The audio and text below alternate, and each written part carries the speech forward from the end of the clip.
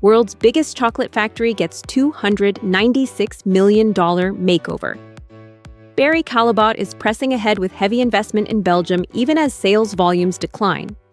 The company will spend roughly $297 million on a multi-year upgrade of its Wieze site, described as the world's largest chocolate factory. A further $149 million has been earmarked for improvements at its Halle factory. At Wieze, the focus is on fundamentals. Production lines will be modernized and food safety and quality standards strengthened.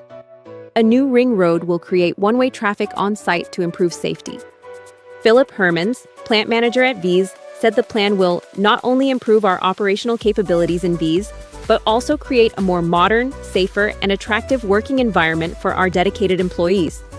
He added the upgrades will help future-proof the site so it can continue to deliver our customers with the best service, value, and quality.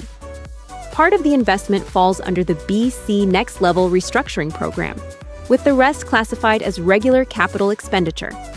The Zurich-based group is navigating a downturn.